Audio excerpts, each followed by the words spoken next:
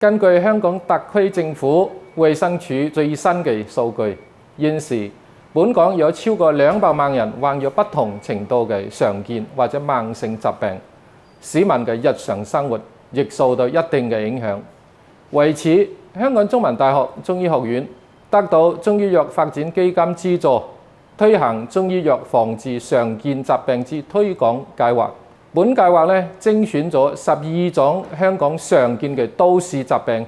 並製成短片。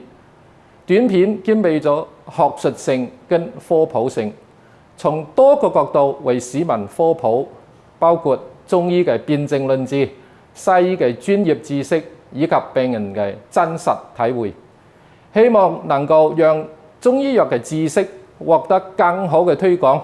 讓市民大眾獲得更多實用性嘅資訊。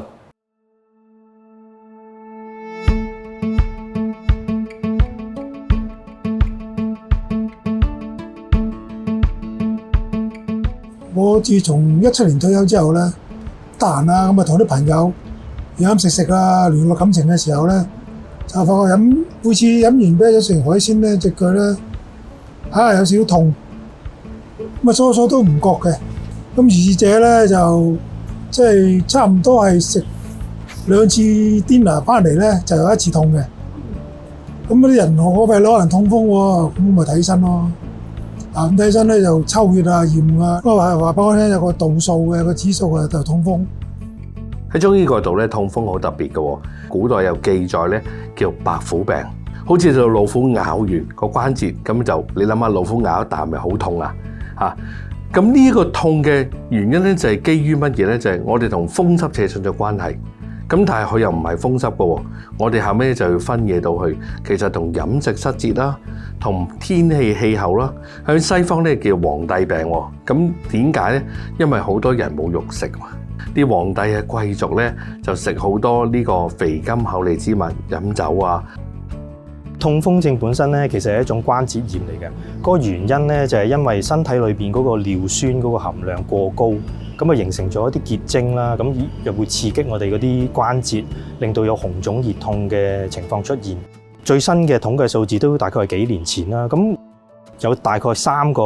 嘅人咧就會受到呢個尿酸影響嘅。咁而當中咧係40至60歲嘅男性係比較容易有呢個病啦。如果呢個尿酸控制得唔好咧，更加有機會形成一啲尿酸石咧，可能會影響個關節嘅活動添嘅。其實痛風咧同血裡面嘅尿素有關係嘅，同血裡面嘅嘌呤有關係，同血裡面個關節囊受到阻塞，所以好多人喺啲腳趾公啊、大關節啊、手踭啊、腳踭啊、菠蘿蓋啊、手指公同啲關節扯上咗關係。咁但係中醫嚟講咧都分得好細，我哋歸納於喺痹症嘅範疇裡面嘅。咁而痹症咧會分風痹啦、寒痹啦、濕痹啦同埋著痹嘅。而風痹同埋寒痹咧，普通人就講即係緩解期嘅痛風。咁而呢個著痹同埋熱痹咧就係發作期。喺正常我哋食物裏邊咧有一樣叫嘌呤嘅嘢嘅，咁佢本身嘅作用咧就係幫助我哋細胞嘅生長啦，同埋好多新陳代謝啊嘅蛋白酶咧都需要用到呢樣嘢嘅。但係咧喺佢分解嘅過程之中咧就會產生咗一種叫尿酸嘅嘢啦。咁尿酸就如果我哋唔能夠有效咁將佢清除，咁就會積聚喺身體嗰度，咁就令到嗰個尿酸過高就引致呢個痛風嘅。其實咧痛風嚟講咧，好多人咧就會覺得我發咗1次冇事咯，因為好多人咧初頭發作嘅時候咧，都喺2年裡面發過1次，第一次咧可能係圍繞咗2個星期內就會已經緩解嘅咯，可能突然間紅腫灼熱痛一個關節，咁紅腫灼熱痛之後咧就會慢慢咁緩解，但係跟住之後就越嚟越發作得多。咁而個情況咧，就往往一個關節痛，跟住慢慢一路就加上去，甚至乎咧可能牽連到其他嘅大關節嘅。其實大家唔好睇小佢喎，當呢啲痛風石越嚟越嚴重嘅時候咧，甚至會影響到呢個關節咧致殘嘅喎，因為成個關節會俾佢侵蝕晒啲軟骨，而呢啲軟骨咧侵蝕咗你嘅關節就屈伸動彈不得。如果喺急性嘅時期咧，嗰個病人係個關節非常之紅腫啦，同埋好痛啦嚇，咁我哋會用翻一啲比較強力嘅消炎止痛藥。咁另外咧有一隻藥叫抽水仙素啦，亦都係可以好有效咁樣緩解到一個急性嘅發作嘅。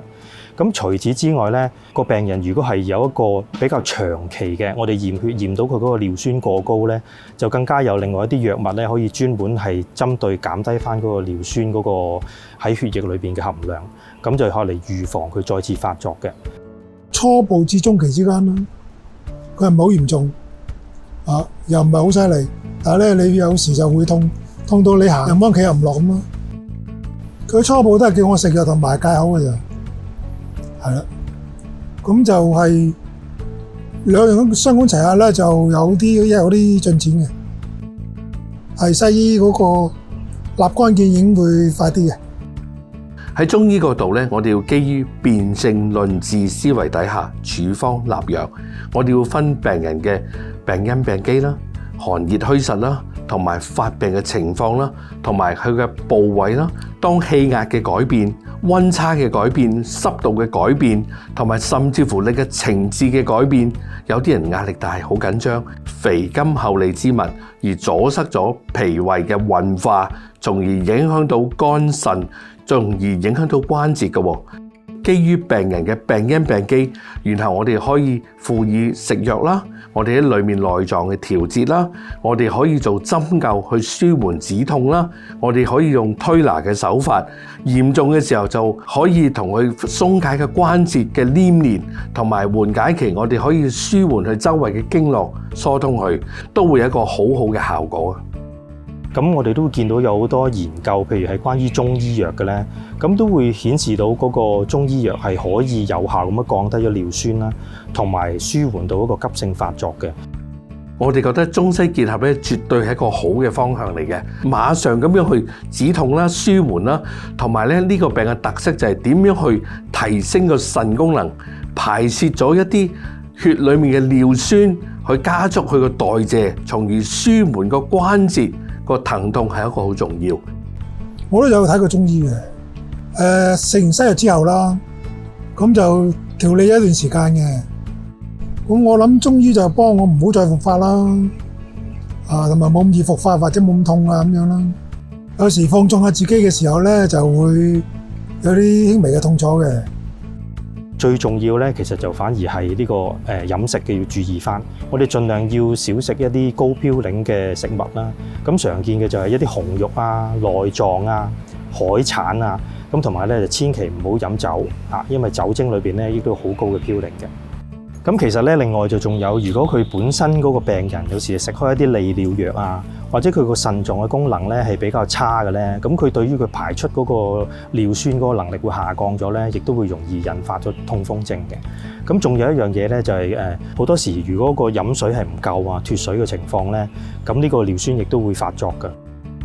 喺臨床上咧，好多咧發覺男係多於女，可能同遺傳都有關係嘅，亦都同荷爾蒙嘅代謝都有關係。有部分研究咧發覺咧，喺女性係有經期同埋荷爾蒙好嘅時候咧，亦都會有助血裡面嘅尿素嘌呤嘅排出。咁所以喺65歲前咧，男係絕對多於女嘅。60零歲打後到100歲啲老人家咧，好多時男女咧都係發覺個比例上咧唔係距離太遠嘅。佢哋臨床上症狀咧，有時女士會更加嚴重，因為女士咧仲有骨質疏鬆會嚟得快一啲。咁佢間接亦都影響啲關節嘅代謝同埋關節嘅退化嘅情況加速嘅。另外咧，飲酒都有影響嘅。當你飲酒嘅時候咧，特別係啤酒嚇，佢好容易會令到加速咁樣排尿。當你加速排尿嘅時候咧，你個身體就唔能夠迅速咁樣去排走晒嗰啲嘌呤。我哋都同時見到咧，佢有一個年輕化嘅趨勢，同埋嗰個人數係會越嚟越多嘅。咁所以最新嘅數字，我相信係會比3% 更高。可以睇下我哋嘅日常生活飲食習慣裏面有冇啲乜嘢我哋可以幫助，究竟有冇啲咩嘅運動可以平衡個身體嘅關節，持續去強化翻啲肌肉同埋訓練。有做運動嘅，叫我做運動嘅，但係我懶啦，少做啦呢幾年都。